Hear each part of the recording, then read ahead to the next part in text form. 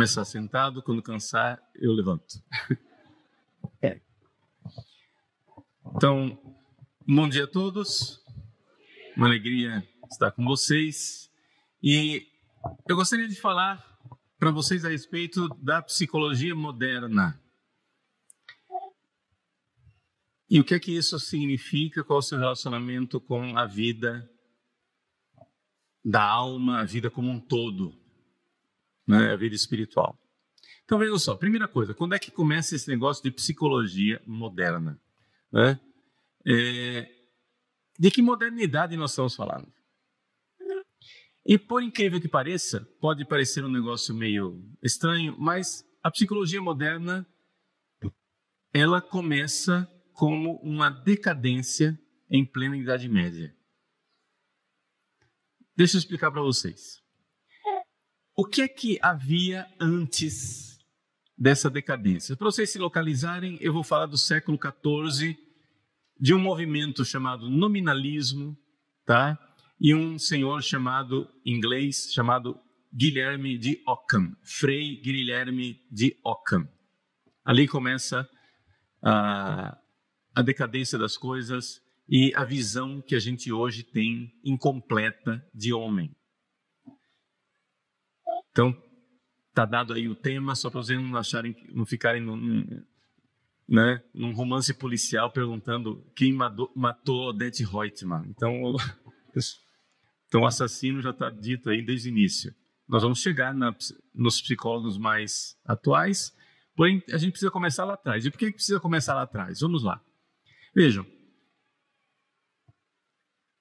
o ser humano, ele sempre foi estudado, principalmente no Ocidente, a partir de mais ou menos 6 séculos antes de Cristo.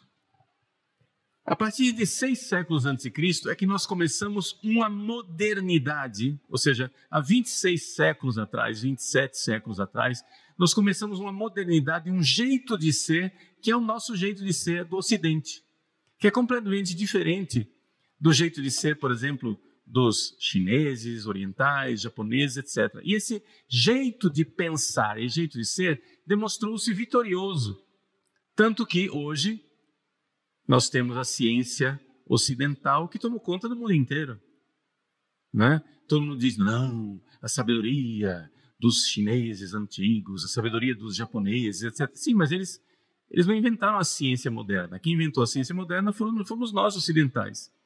Eles copiaram, fizeram algumas coisas melhores, mas existe alguma coisa no nosso pensamento ocidental que demonstrou-se vitorioso, e foi o seguinte: uma convicção que os gregos antigos tinham de que a razão humana, a inteligência humana, ela é capaz de enxergar as coisas como elas são.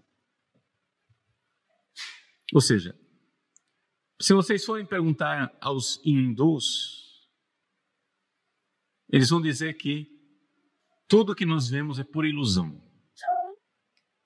Nada é realidade. Né? Então, a mente humana, ela não é capaz de conhecer o real.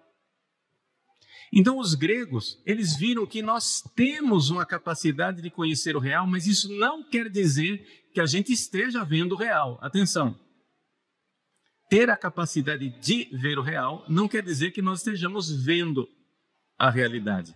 Qualquer um que tenha um mínimo de experiência de clínica sabe muito bem que as pessoas não enxergam e não veem espontaneamente o real.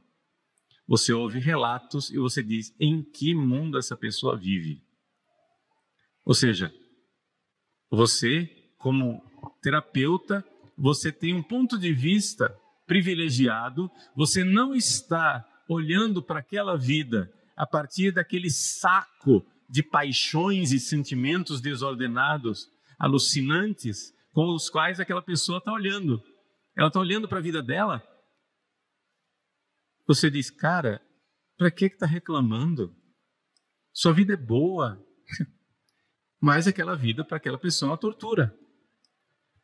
As pessoas são capazes de pintar monstros de coisas inócuas. As pessoas são capazes de inventar realidades virtuais e paralelas. Então, é evidente que eu não sou ingênuo, e nem os gregos eram ingênuos, de achar que está todo mundo com o pé no chão. Não é verdade. Não está todo mundo com o pé no chão. Mas acontece que os gregos antigos, eles começaram a ver que é possível enxergar a realidade. Então, 300, 400 anos antes de Cristo, no século IV a.C., um rapazinho chamado Sócrates começou a ter um conflito com os sofistas. Quem eram os sofistas?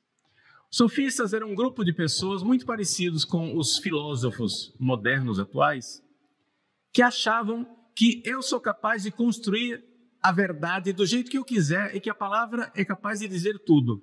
Ou seja, os sofistas, eles diziam, eu construo a realidade a partir da fala. Eles eram homens que eram pagos para falar, ou seja, os sofistas são os atuais marqueteiros, né?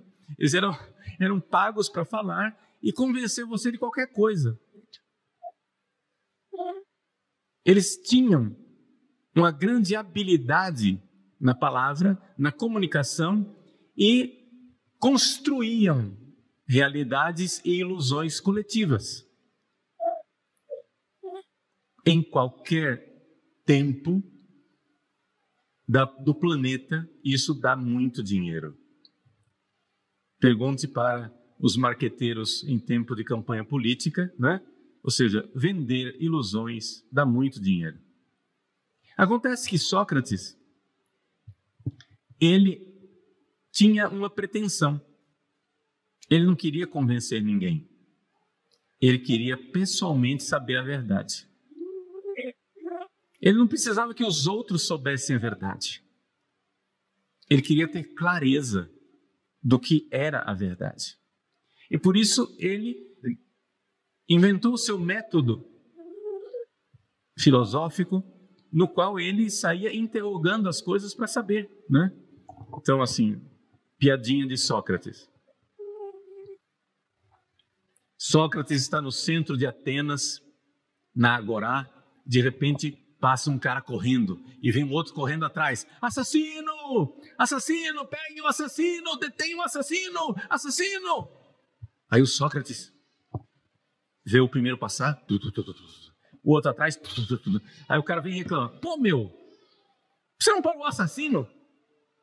E Sócrates, com a sua maiêutica, ou seja, parto de ideias, com a sua ironia socrática, o que é ironia? É uma forma de você dizer, eu não sei o que é isso, para descobrir o que é. Perguntou, o que é um assassino? Você não sabe o que é um assassino? Um assassino é um homem que mata. É um açougueiro? Não! Um assassino é um homem que mata outro homem. É um soldado? Não! Um assassino é um homem que mata outro homem em tempo de paz. É um carrasco? Não! Um assassino é um homem que mata outro homem em tempo de paz dentro da sua própria casa. É um médico.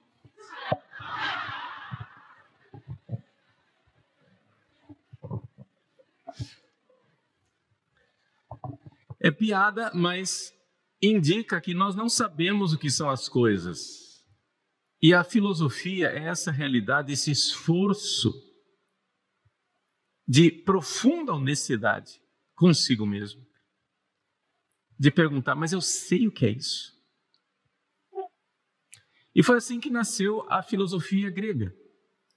Os grandes, Sócrates, Platão e Aristóteles, começaram a ter uma visão de busca da verdade. E eles tinham um projeto educacional. Acontece que o projeto educacional dos gregos era um projeto educacional limitado, porque eles não tinham uma convicção de que a filosofia pudesse servir para todo mundo. Eles tinham uma visão que a filosofia era para uma elite.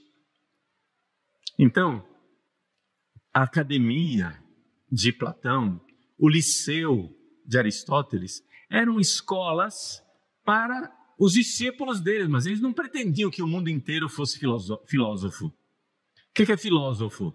Filosofos, amigo da sabedoria. Sofos somente é Deus. Deus é o sábio, Deus é a sabedoria. O ser humano não pode ter a pretensão de saber como Deus sabe. Mas, embora nós não saibamos as coisas com aquele olhar divino, que tudo sabe com certeza absoluta, não quer dizer que nós não possamos saber nada. Então, existe um esforço para conhecer a verdade. Acontece que, desde cedo, Sócrates, Platão e Aristóteles viram que era necessário, para que você conhecesse a verdade, ter virtude. Não basta, ou seja, eles viram que aqueles marqueteiros, aqueles sofistas, eles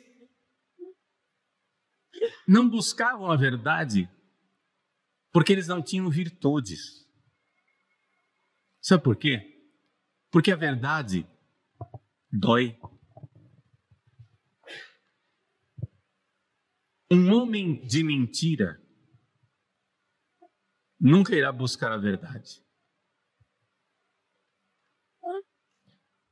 Um homem de mentira não busca a verdade porque quando ele encontra a verdade dói, então ele não abraça.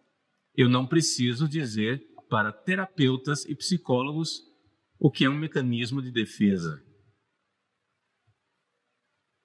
A pessoa sabe perfeitamente que aquilo é a verdade. Mas a verdade dói, então ela conta uma mentira para si mesma,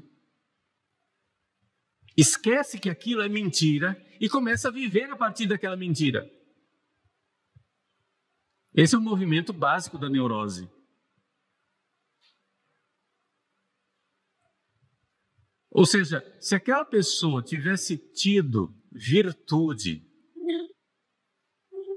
força interior, tônus, para chegar a dizer, está doendo, mas é isso aqui. Está doendo, eu vou ter que reelaborar isso dentro de mim, mas é a verdade. É a verdade dolorosa. É a verdade terrível. Mas é o real. Ora, vejam, nós estamos num mundo moderno. Filosofia moderna, para todos os manuais de filosofia, começa com um senhor chamado René Descartes, né? A dúvida metódica, onde ele proclama como método a dúvida universal. De lá para cá, todo mundo acha que é virtude ter dúvida, duvidar das coisas.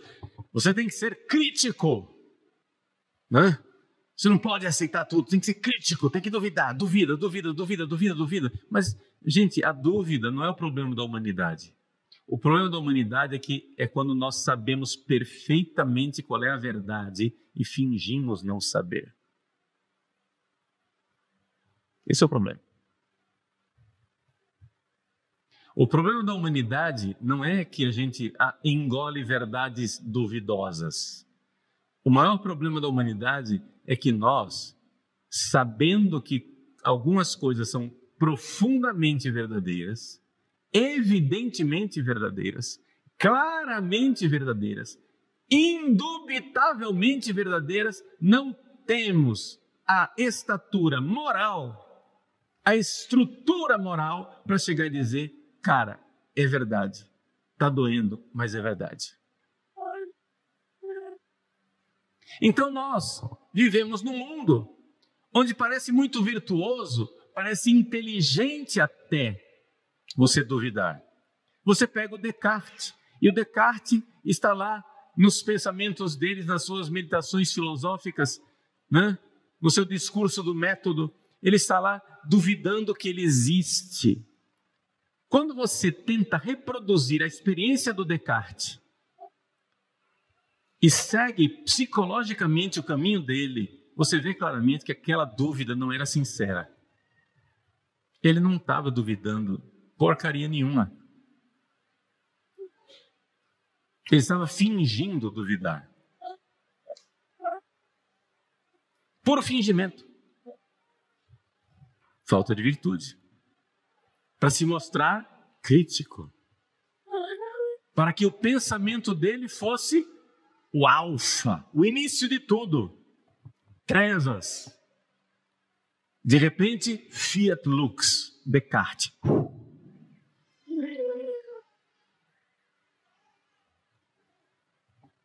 Mas Descartes não começou absolutamente nada. Vejam, Sócrates, Platão e Aristóteles começaram uma realidade onde eles sabiam que existia uma verdade e eles então, para os seus alunos, não tinham nenhuma pretensão de ensinar isso para a humanidade inteira, mas eles queriam saberem qual é a verdade. E assim começou a filosofia, assim começou o mundo ocidental, e isto tornou possível a ciência. Isso levou o homem à Lua. Isso nos dá o celular que nós temos na mão, isso nos dá a medicina, isso nos dá a ciência moderna. Por quê? Porque aude sapere, ousa saber. O ser humano começou essa grande ousadia de dizer que a minha inteligência é capaz de ver algo do real. Não de ver o real inteiro. Eles não se chamavam de sábios, eles se chamavam de filósofos, amigo da sabedoria. Ou seja, é uma busca. Eu sei que eu não vou ter a sabedoria inteira, que isso aí só Deus sabe. Mas alguma coisa a gente enxerga. Não tudo. Não certezas absolutas de tudo, mas algumas certezas. E foi nisso que foi montada a ciência moderna.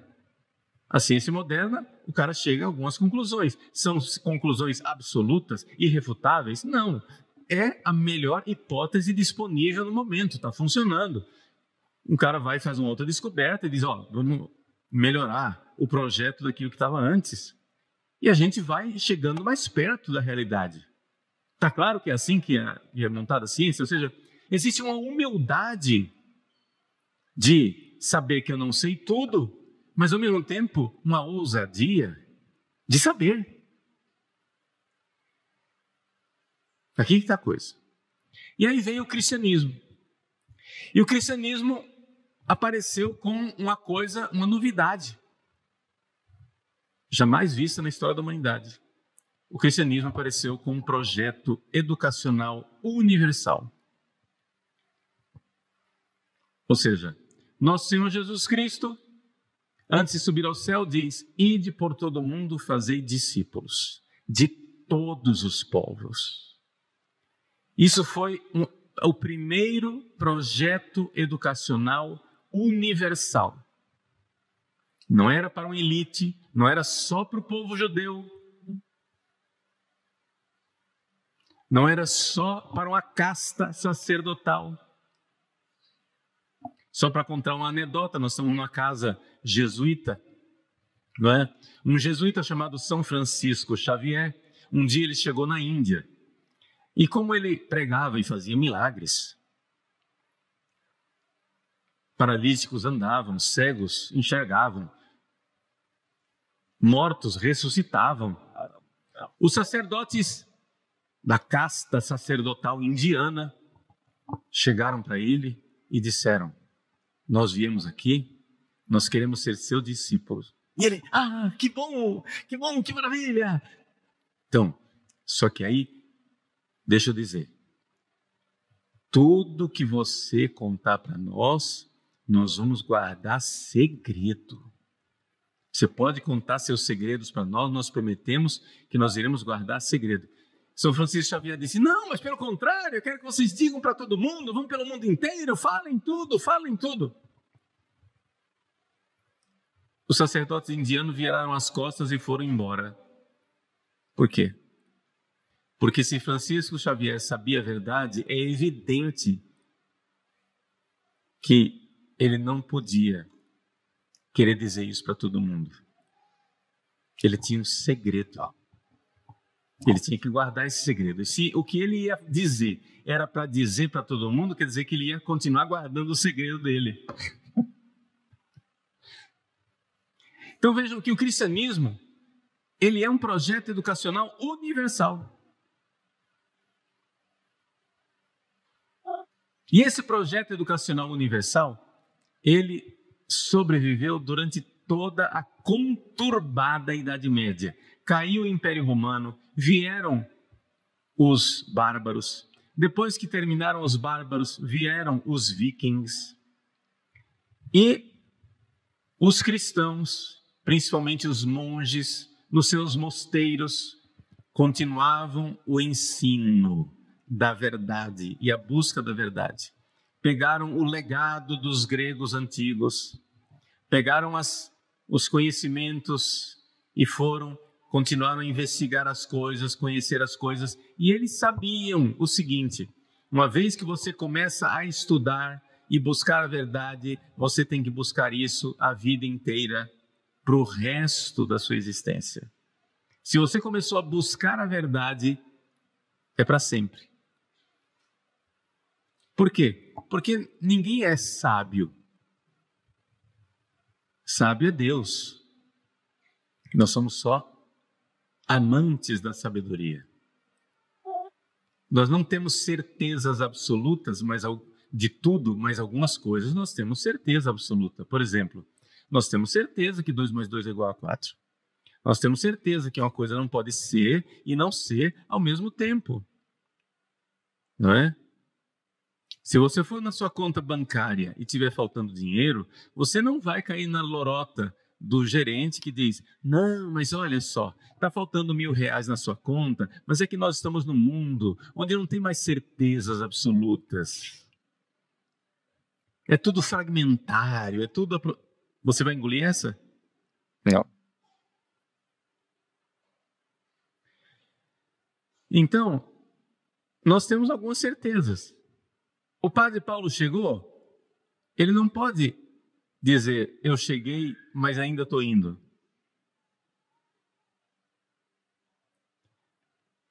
O padre Paulo está aí? Olha, ele acabou de sair, então ele não está mais. Olha, ele está quase chegando, então ele não está ainda. Porque entre o ser e o não ser, não se dá uma terceira possibilidade. Essas certezas nós temos. Se não tivermos essas certezas, cai por terra toda a civilização. Nos tribunais, na hora que você vai lutar pelos seus direitos, você não quer saber é tudo assim, uma verdade cambiante. Nós estamos num mundo fragmentário. Nós temos que construir essa verdade coletivamente. Quando mexe no seu bolso, você quer pão, queijo, sim ou não? Quer dizer, a safadeza de dizer eu não tenho certeza é só quando você leva vantagem. Quando é para dizer que uma coisa é pecado sexual ou não, aí você diz: não tenho muita certeza. Chama-se safadeza. Você sabe perfeitamente que não é assim.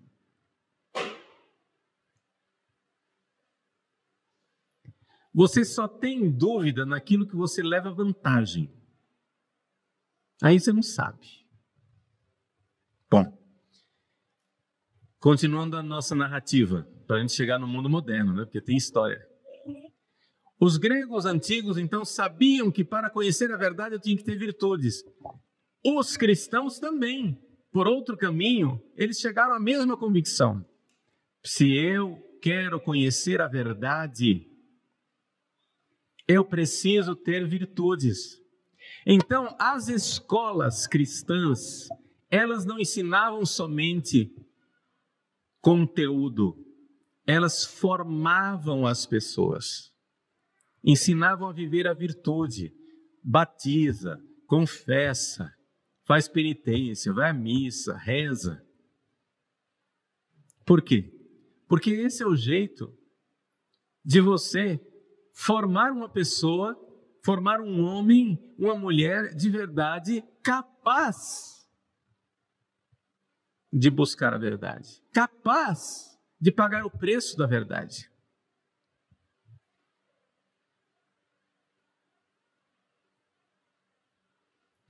E assim é que nós fomos crescendo. Só que aconteceu o seguinte, um desastre. No século XIII, nós, católicos, que tínhamos inventado a universidade, não é? Ou seja, o que era a universidade? Era a Universitas Studiorum, era um grupo, era uma espécie de cooperativa de professores, onde os professores se reuniam no mesmo lugar e tinham seus alunos, e os alunos então vinham do mundo inteiro, não é, para aprender. Então havia essa grande realidade, principalmente em Paris. Paris era o lugar onde confluía da Europa inteira, confluíam todos os bons professores e os bons estudantes. Havia outras escolas antes, as escolas catedrais, as escolas monásticas. Ou seja, a Europa inteira estava constelada de grandes escolas. Mas, de repente, em Paris se reuniram os melhores dos melhores. No século XIII. E aí, a igreja teve uma ideia idiota. E nós estamos pagando o preço dessa ideia idiota até hoje. Eles disseram assim, cara, Paris é o centro da sabedoria, que maravilha! Como que a gente faz para que a gente consiga reproduzir Paris? Vamos clonar Paris, vamos fazer várias universidades dessas na Europa inteira. Como que nós vamos fazer? Aí veio um gênio com aquela ideiazinha, né, que estraga tudo, e disse, vamos inventar um diploma. A chamada licenza docendi. O diploma. Ou seja, nós temos sábios. Então a gente escreve num papel que o cara fez os estudos, ele é sábio, ele pode agora ir ensinar lá em Wittenberg, na Alemanha. Ele pode ensinar lá em Hamburg, lá não sei onde, lá em Pádua, lá não sei, entende? E você então, agora você tem gente que pode ensinar no mundo inteiro, desde que leve esse papel que diz, o cara está aprovado. Antes, você tinha uma escola onde você era formado na virtude, vejam só, um homem de mentira não abraça a verdade. O cara era formado na virtude e sabia que precisava passar a vida inteira estudando, buscando a verdade. Inventaram o diploma. Duas consequências. Pararam de exigir mudança de comportamento de virtude. Só basta ele dar provas de que sabe o conteúdo. Segundo problema, o cara já não busca mais a verdade a vida inteira. Ele busca o diploma. A consequência disso é que no prazo de 2 gerações a Europa estava imbecilizada. Vejam só. Eu quero que vocês entendam o seguinte. A lógica da ignorância é a seguinte: se esta geração não ensinar para os seus filhos, a próxima é totalmente ignorante, sim ou não? Não precisa 300 anos para a decadência.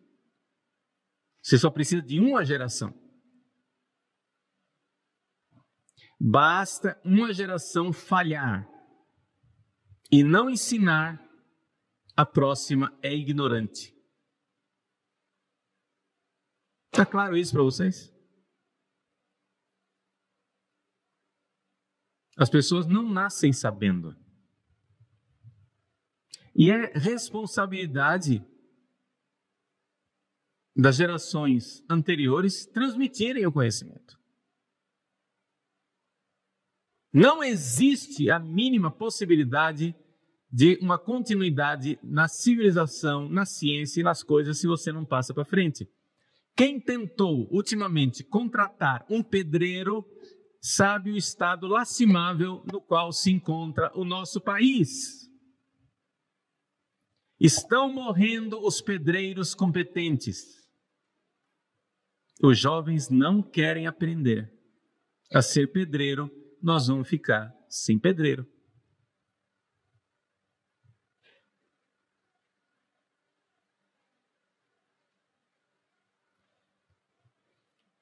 Gente, não tem ninguém que consiga escrever um manual que ensine, por exemplo, a operar uma máquina. Vocês se dão conta disso? Você quer aprender? Quem dirige carro sabe disso. Pega esse livro aqui e aprenda a dirigir. Tem como fazer isso? Não. Não tem como também você ensinar uma pessoa a ser terapeuta se não for na prática. Porque, por mais que vocês podem estribuchar quanto quiserem, a psicologia ela está baseada em verdades científicas, mas ela não é uma ciência, ela é uma arte. Assim como a medicina é uma arte.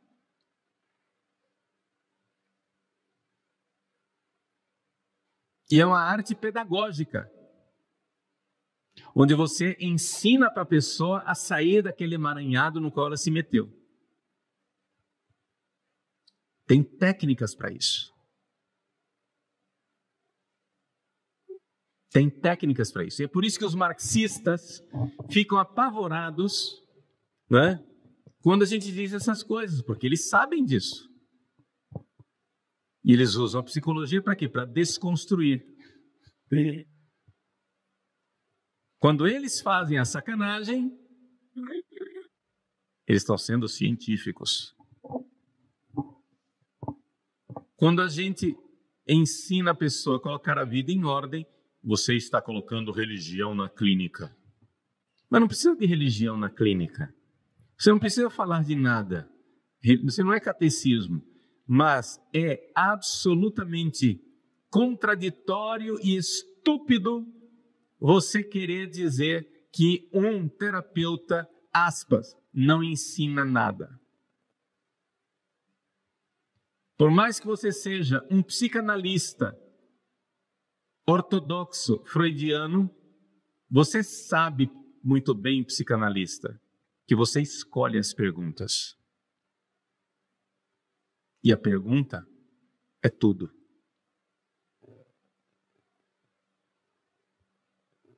Não, eu não intervenho. Claro que intervenho. Por que você pergunta isto e não aquilo? Você escolhe a pergunta. Sim ou não? Pode ser que a sua técnica não seja como a logoterapia, que fala muito mais, você seja só psicanalista, que fica fazendo perguntinha. Você está perguntando, você está conduzindo a coisa. Sim ou não?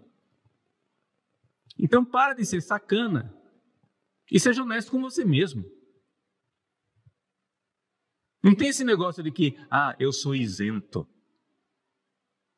Isso não existe, gente. Uma intervenção clínica é uma intervenção. Está claro isso para vocês? Você está conduzindo.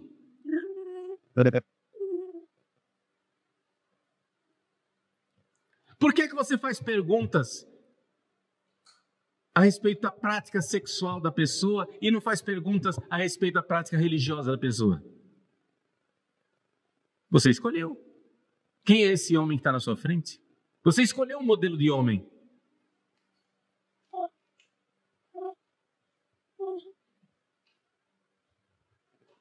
O tipo de pergunta que você faz determina tudo.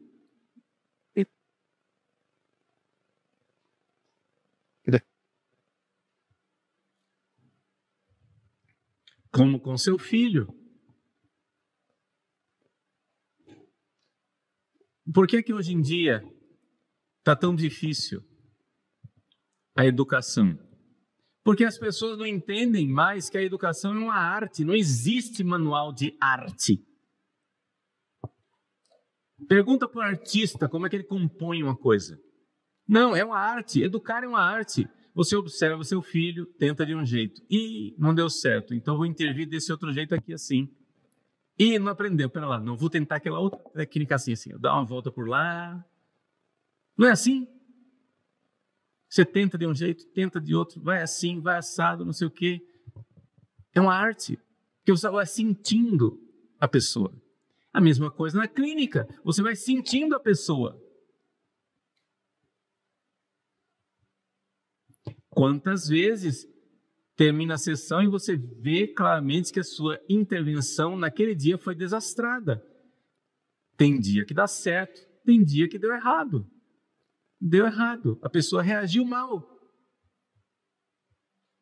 Mas nós temos que ter um mínimo de honestidade para enxergar essas coisas, sim ou não? É verdade. Você não errou de propósito, você não foi sacana. Você quis acertar, mas deu errado. E a culpa é sua, porque você não percebeu. Ou às vezes deu errado sem culpa sua. Deu errado porque deu errado. Porque você não podia adivinhar. Que naquela tecla você não podia tocar. A pessoa não vem com um manual de instrução.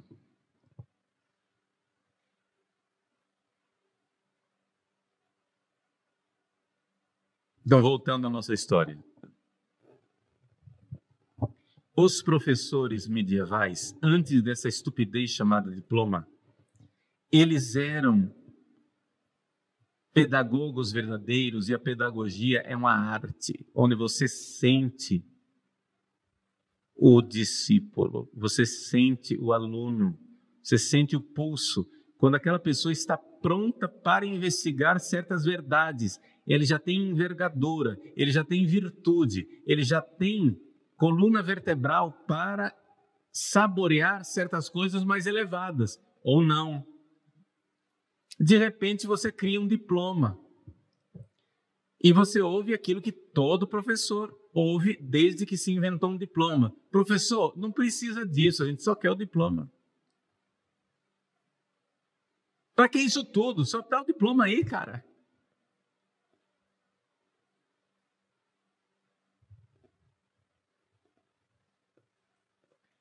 Só que aí, a próxima geração de professores é esse cara que disse não precisa disso tudo. Que vai ouvir de seus alunos a mesma coisa. E esse é o voo da galinha, do puleiro para o terreiro. Sempre para baixo.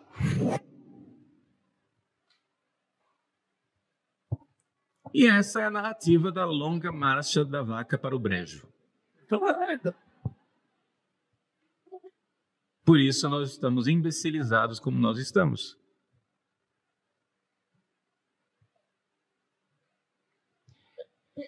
Então nós tivemos o auge do projeto pedagógico católico na geração de Santo Tomás de Aquino. Santo Tomás de Aquino, São Boaventura, Hugo de São Vítor, Ricardo de São Vítor e companhia limitada eram grandes filósofos. Acontece que inventaram o tal do diploma. E aí começou, professor, não precisa disso tudo. A geração seguinte já foi mais difícil.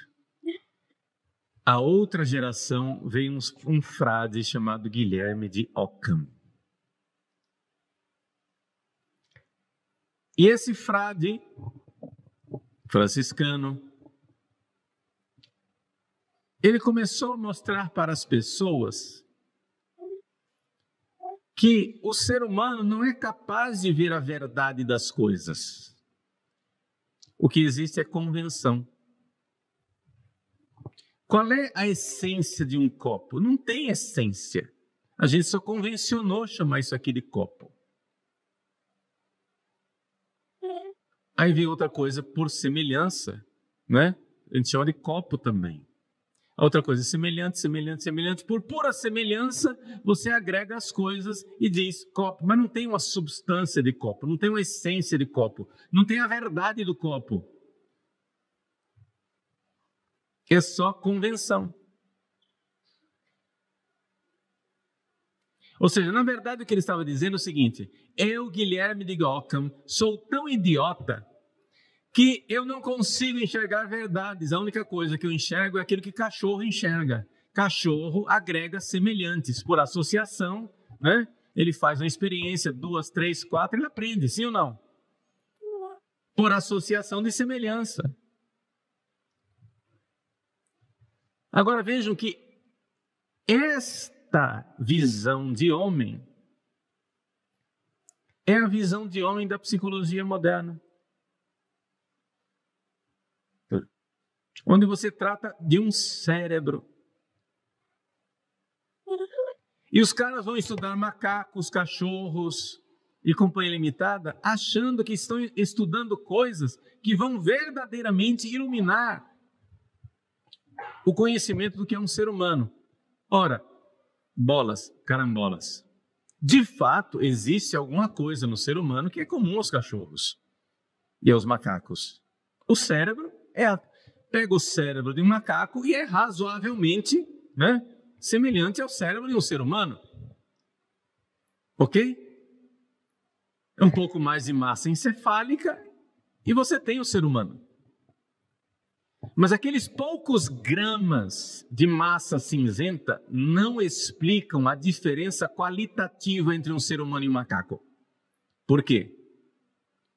Senhoras e senhores, os macacos não estão se matando, os seres humanos estão. O macaco não deprime, o ser humano deprime. Macacos não estão com pensamentos suicidas, como nós estamos vendo que os nossos pacientes estão, sim ou não?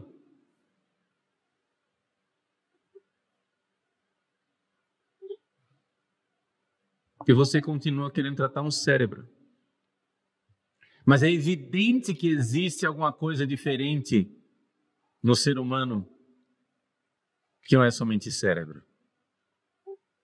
E é exatamente o fato de nós querermos tratar os seres humanos como simples cérebros que vai fazer com que nós estejamos a vida inteira aprisionados na falta de solução. Peguemos o fenômeno cérebro. Existe uma prisão do cérebro humano chamada celular. Quem já assistiu o meu curso sobre escravidão digital, né, tem ali toda a bibliografia e as pesquisas científicas a respeito do que eu vou dizer agora. Eu só vou dizer. Creia que tem mais coisa para estudar, só isso. Não precisa acreditar em mim. Existe uma senhora chamada Nora Volkov. Ela é presidente da instituição do governo americano que estuda a drogadicção, né? Questão de dependência das drogas. E ela é tão competente que ela conseguiu sobreviver desde o governo Bush. Entra democrata, entra republicano, ela continua lá, invicta em Washington. Nota de rodapé. Só por curiosidade, ela é neta do famoso revolucionário Trotsky. Só por curiosidade, tem nada a ver. Mas ela é médica, né? Neurologista. E ela, então, começou a fazer, na década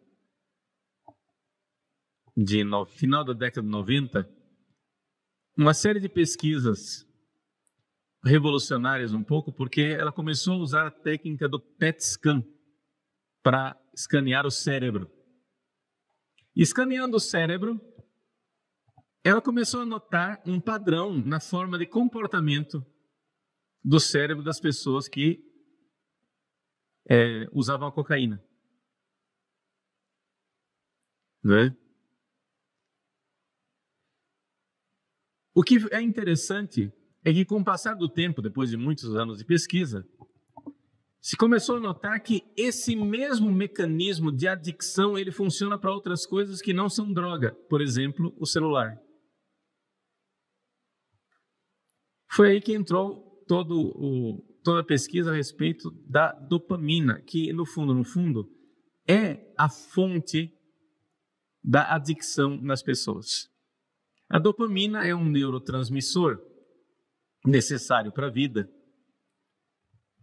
Eles fizeram, por exemplo, pesquisas com ratos e conseguiram desenvolver, por mudança genética, ratos que não produzem dopamina. O rato que foi desenvolvido em laboratório e não produz dopamina, ele amamenta normal igual aos outros ratos, engorda normal igual aos outros ratos, até que no desmame, quando ele tem que finalmente buscar o seu alimento, mesmo que o alimento esteja facilmente à disposição do outro lado da sala, os ratos começam a passar fome, sede, pouca movimentação e morrem. A dopamina é um neurotransmissor necessário para essa caça, a busca. O que é que a dopamina quer? Ela quer uma recompensa futura, imediata. E quanto mais surpreendente for essa recompensa, melhor. Fizeram uma experiência com um pombo, naquelas típicas experiências de Skinner, em que colocaram uma alavancazinha e o pombo acionava a alavanca e vinha comidinha. Alavanca, comidinha. Alavanca, comidinha. Aí eles começaram a mudar o número de vezes que o pombo tinha que acionar a alavanca. 3 vezes. Tum, tum, tum, comida. Tum, tum, tum, comida. E o pombo ficava como um burocrata, né? Batendo carimbo. Comida. Comida. Até que eles resolveram alterar randomicamente o número de vezes. O pombo ficou frenético. 1 vez, comida. 3 vezes, nada. 4, comida. O pombo fica frenético. Por quê? Porque a dopamina, a descarga de dopamina, ela é tanto maior quanto mais surpreendente for a recompensa. Por que é que todas as redes sociais estão fazendo vídeos curtos?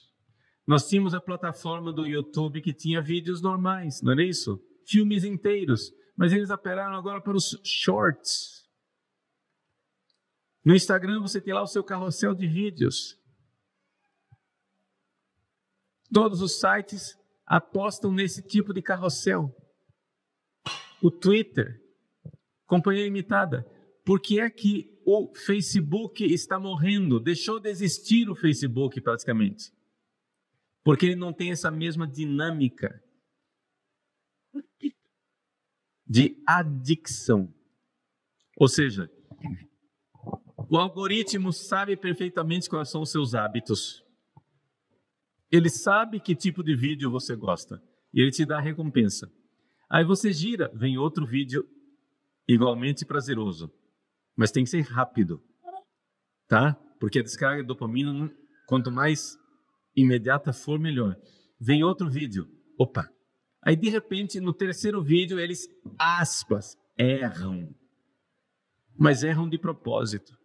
Você passa o vídeo rápido e não assiste. Aí vem um outro vídeo, que também não é verdadeiro, não é bom. Aí você passa rápido também. Quando finalmente vem o 5º vídeo, que é interessante, descarga de dopamina aumenta. Aí isso te leva para o 6º, 7º, 8º, 9º, de repente erra outra vez. Quando de repente vem a recompensa imediata surpreendente. A dopamina é recompensa imediata surpreendente. Resultado disso. O seu cérebro fica totalmente fechado no mundo sensual e você vira um macaco. Problema, você não é um macaco. Você é um ser humano. E como ser humano você tem alma. E a sua alma tem uma busca de sentido. Mas o drogado não tem futuro.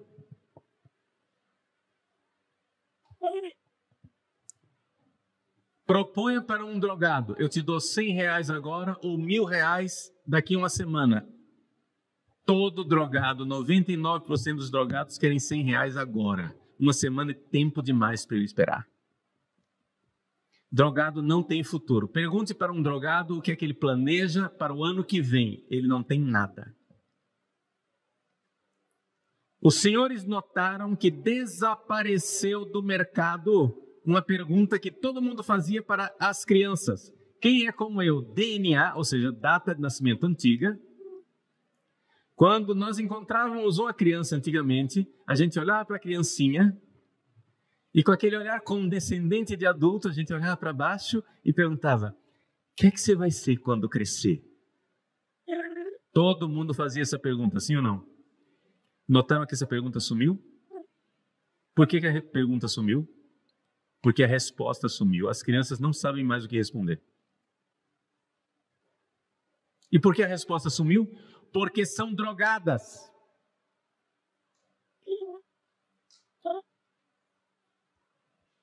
Nunca na história do planeta houve tantas crianças deprimidas, adolescentes se automutilando, se cortando, com pensamentos suicidas e de autodestruição. Sim ou não? Vocês encontram isso na clínica, sim ou não? Eu não estou pondo toda a culpa no celular.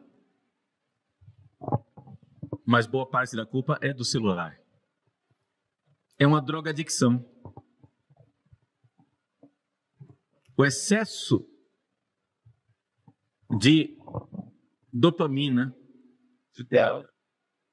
faz com que a pessoa fique fixada na recompensa futura, imediata. E isso tira do ser humano aquilo que é próprio da alma, que é um futuro distante. A vaca não tem um futuro distante. O macaco não tem um futuro distante. Pergunta para a vaca: minha senhora, qual o sentido da sua vida? Qual o sonho que a senhora tem para o futuro? Pergunta para o macaco qual é o sonho que ele tem para o futuro. Ele não tem sonho nenhum. Ora, bolas carambolas, se você não consegue entender que o ser humano é diferente, é porque você virou macaco.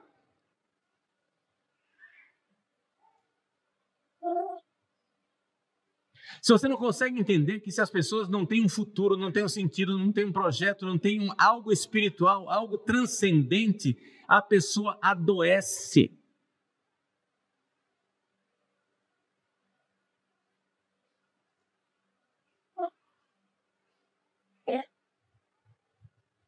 Só que acontece o seguinte: que raio de futuro você quer aprisionado nesta merda aqui? Isso daqui é escravidão digital. Isso aqui é escravidão da recompensa futura, imediata e surpreendente. Não é só pornografia. Essas coisas se descobriram estudando a pornografia, porque a pornografia tem uma capacidade aditiva maior, porque a descarga de dopamina é maior. Mas os reels são a mesma coisa. Os videozinhos. Quantas vezes você ficou no Mercado Livre fazendo lista de compras e coisas que você sabe que não irá comprar? Quantas vezes você ficou pesquisando notícias uma atrás da outra, compulsivamente, e depois que você sai e larga o celular, parece que alguém sugou a sua alma. Vem uma tristeza, uma falta de energia. Por quê? Excesso de dopamina.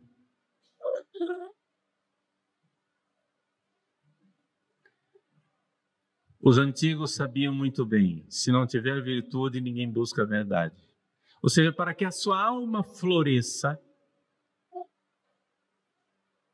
É necessário um projeto educacional onde eu saiba mortificar essas recompensas que o cérebro quer a todo momento.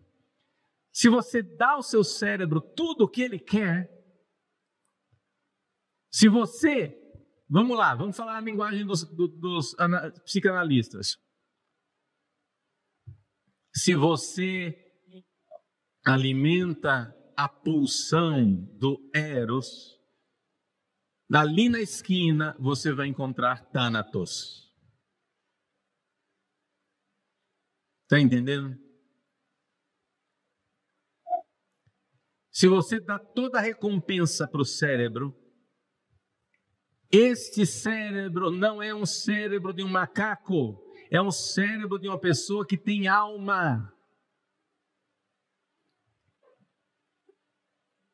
Ah, mas eu não posso falar de alma na clínica.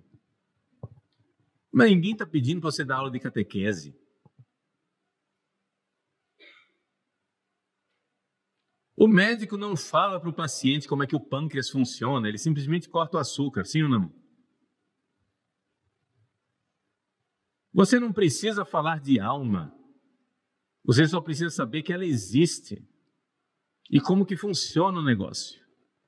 Você não pode dar ao seu cérebro tudo o que ele quer, porque vai acontecer pulsão de morte.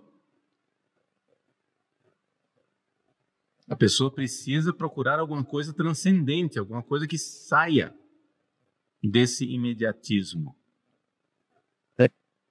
Agora vocês vejam, eu falei de um frade medieval e como essas coisas começaram lá na Idade Média.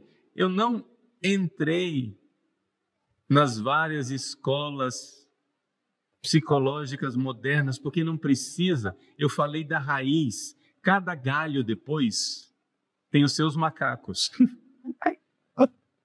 Cada macaco no seu galho. Mas se a gente vai na raiz da árvore, você entende todo o resto.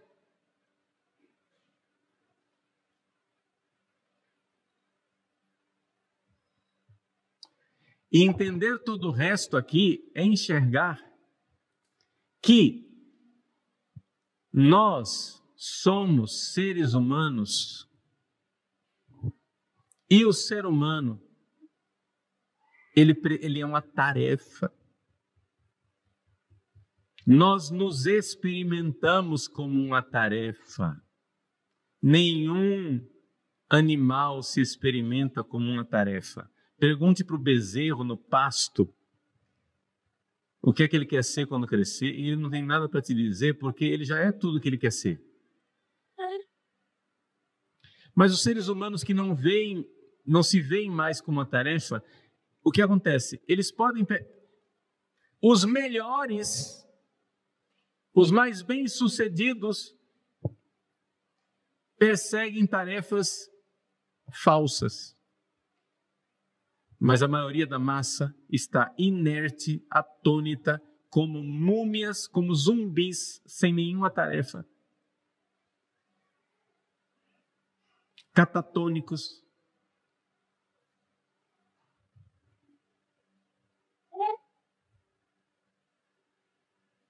A maior e melhor tarefa que eles têm na vida é ser mercado consumidor. É o consumo. Consumismo. Problema, o dinheiro acaba.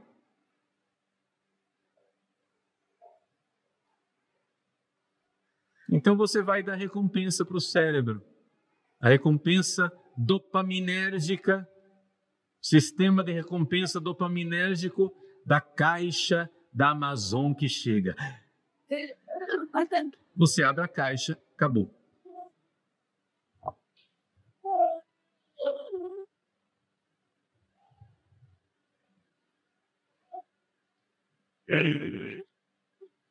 E isso vale para as buscas sexuais, para os aplicativos de encontros sexuais românticos ou menos românticos. Isso vale para todo tipo de caça, né? Quantos problemas familiares, né? Assim, por exemplo, o pessoal vai vêm ao confessionário, como eles vão às clínicas de vocês, para tentar resolver problemas sexuais. Ai, padre, a minha mulher, o meu marido, não tem mais aquela química que tinha antes. Cara, a sua mulher não vai te dar aquilo que a pornografia dá. Porque a pornografia é uma experiência de caça. A pornografia, em sentido nenhum, é uma experiência sexual. Não há nada de sexual na pornografia. Vamos analisar o fenômeno clinicamente. Num ato sexual com o seu parceiro, vamos usar a linguagem neutra da ciência. Num ato sexual com o seu parceiro, o que é que você vê? Se você não tem um espelho no teto e faz o Kama Sutra com o seu parceiro, se a sua experiência sexual é mais ou menos normalzinha, como todo mundo, o que você vê é a parede, a fronha, o teto, o escuro. O sexo não é uma experiência visual. Está claro isso para todo mundo? E o sexo não é uma experiência de caça. Ora, a sua mulher está lá no quarto, você não precisa caçá-la, você casou. Portanto, a sua mulher não vai dar a você o prazer que a pornografia dá. Porque a pornografia é uma experiência de caça, é uma experiência de recompensa dopaminérgica. Ou seja, a recompensa futura, imediata, surpreendente. Ninguém assiste pornografia assim, estoura a pipoca, senta e vou assistir pornografia no sofá. Ninguém faz isso. A pornografia é o seguinte, são vídeos curtos e o cara nem assiste o vídeo inteiro, ele vai passando de cena em cena rápido assim. É uma experiência do pombo frenético de Skinner.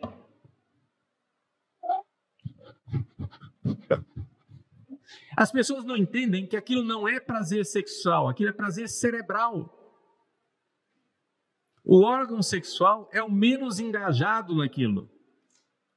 Quando finalmente a pessoa se cansa, porque a dopamina chega uma hora que não faz mais efeito, porque já está encharcado, o cérebro já está encharcado de dopamina, os neuroreceptores começam a fechar, porque você está me intoxicando. Quando finalmente vem o tédio, a pessoa então busca o orgasmo.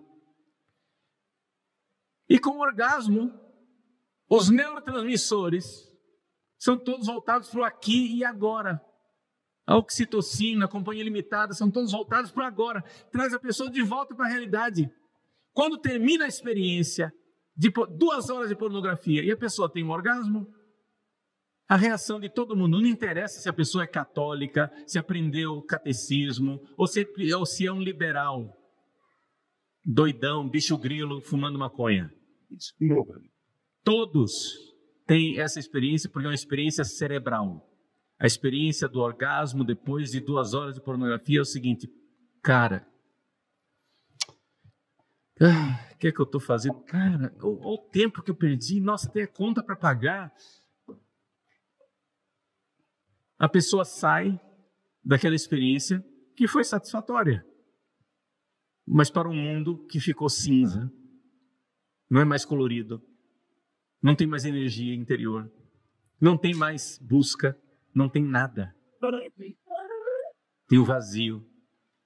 E começam então as experiências de pulsão, de morte, de pensamentos suicidas, de autossabotagem, de desistência de tudo.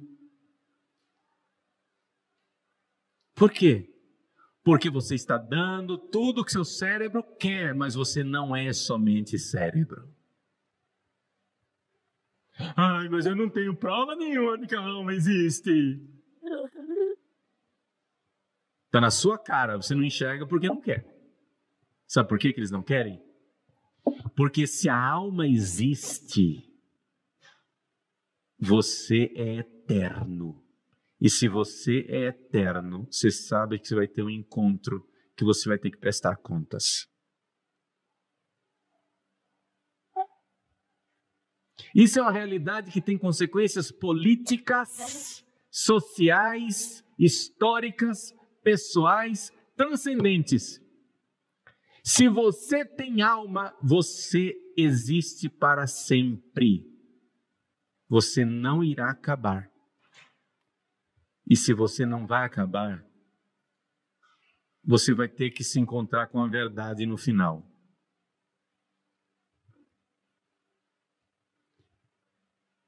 Não sei se vocês notam que isso dá à igreja um poder da gota serena, né?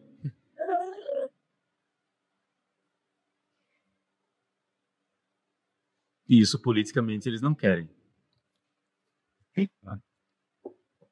Aliás, ultimamente nem a igreja está querendo. Porque a igreja é a primeira a estar se sabotando. Não sei quando foi o último padre que vocês encontraram que falou de alma, de inferno, de juízo final. Faz tempo, né? Pois é, bem-vindos à Igreja Católica. Então vejam só.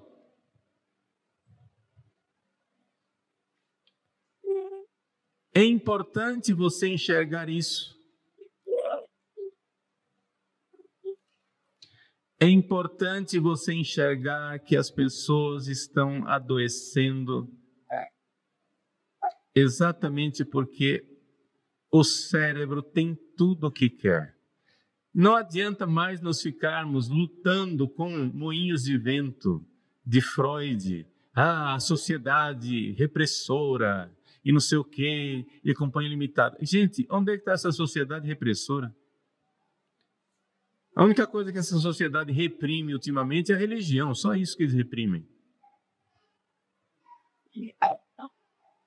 Nós estamos na sociedade do vale tudo.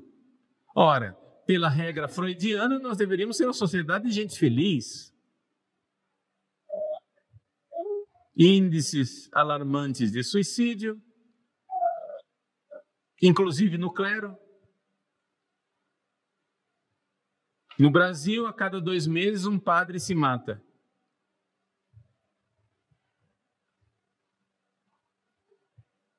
E isso fala do resto da sociedade.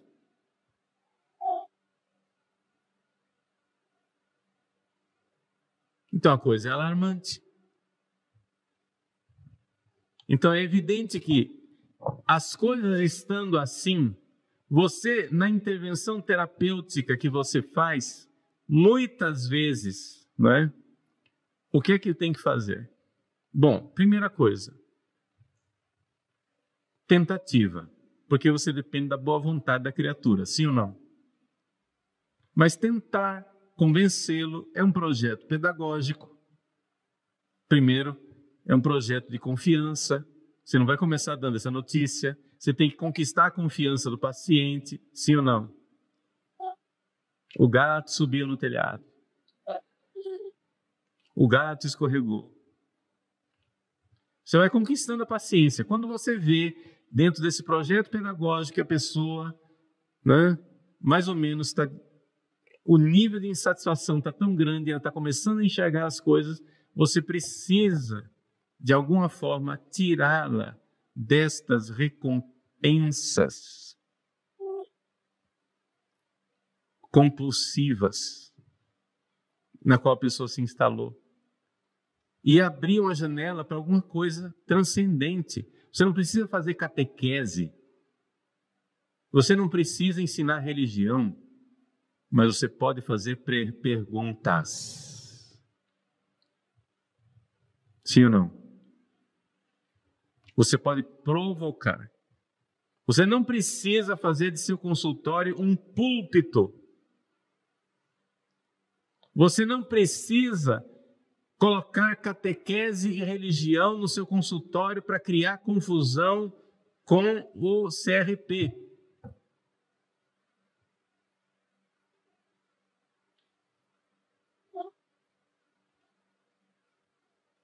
Gente, esses conselhos estão todos loteados de marxistas, sim ou não?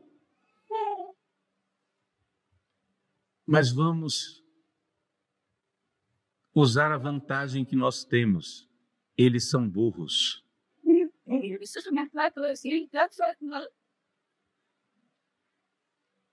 Estudem. Você não precisa dar catequese na clínica. A intervenção do terapeuta é poderosíssima porque você pode provocar uma resposta de uma alma. Se você sabe que o bichinho tem alma, você não precisa falar de alma.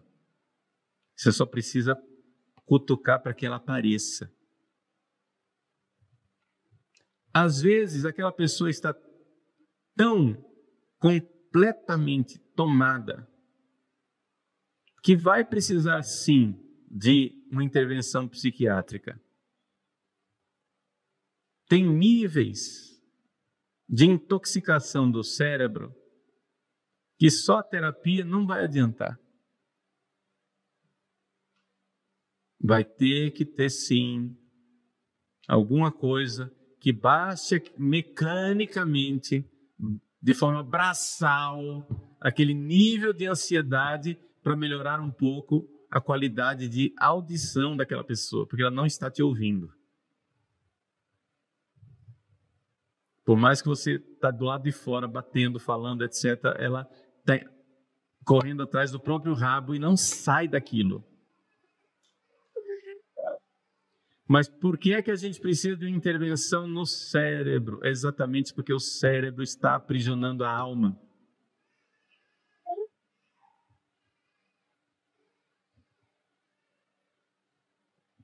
Somente um processo de virtude,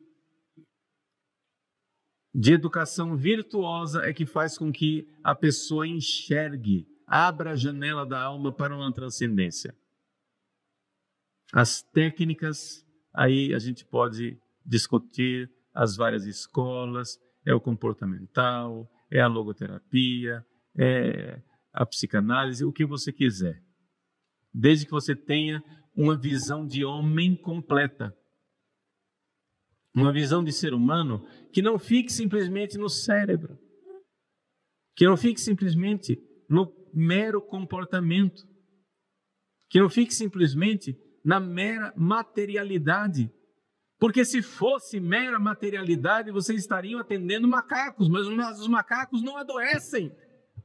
Um troço tão óbvio.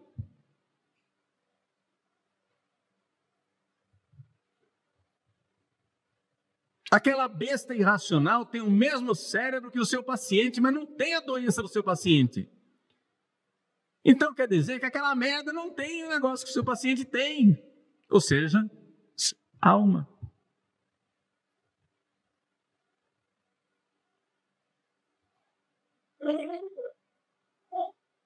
Necessidade de algo a mais, de uma razão para viver.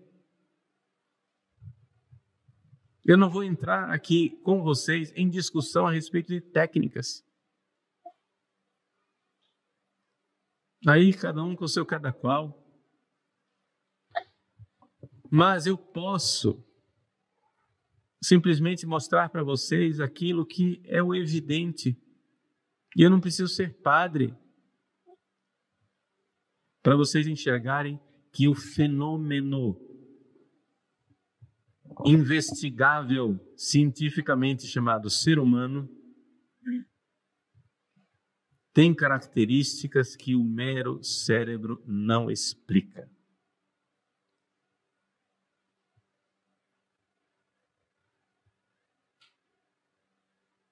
Então é necessário, sim, buscar um pouco de virtude, sem precisar usar essa palavra. Entendeu? Provocar a pessoa para uma vida mais virtuosa, desafiá-lo para algo mais. Desafiar a pessoa a sair desse ciclo compulsivo de foge da dor, busca o prazer, foge da dor, busca o prazer, foge da dor, busca o prazer, porque essa é a lei do cérebro. Mas a alma que vê a verdade, ela é capaz de abraçar uma dor por algo maior, ou fugir de um prazer por algo maior. Aqui está a liberdade humana.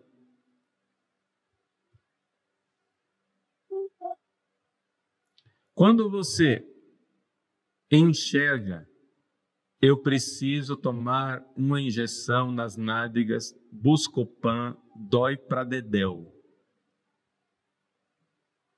Explique isso para o macaco. Explique isso para o seu filho de 4 anos de idade. Eles não têm racionalidade, não vão entender.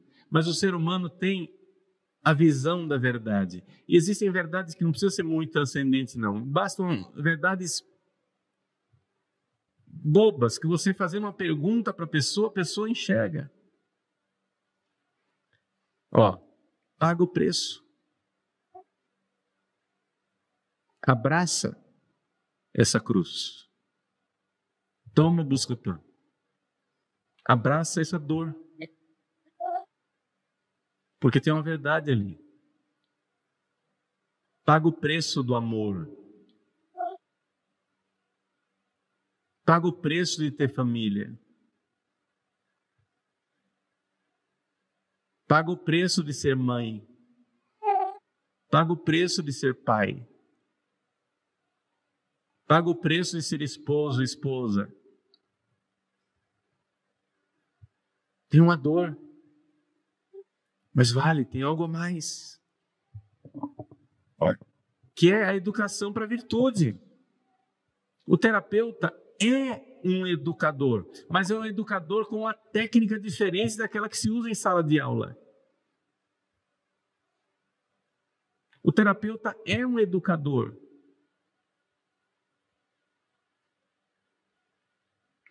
Onde você está ajudando a pessoa a ela enxergar e ela aprender e ela enxergar o caminho de saída.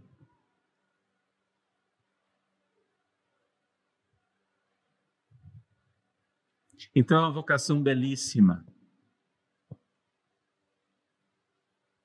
Porque vocês então serão verdadeiros psicólogos. Psico, alma. Ou seja, tem sim o psiquismo, que é um nível básico, cerebral, emocional, passional, o nome que você quiser chamar. Mas tem algo a mais, tem o espiritual, a verdadeira alma espiritual.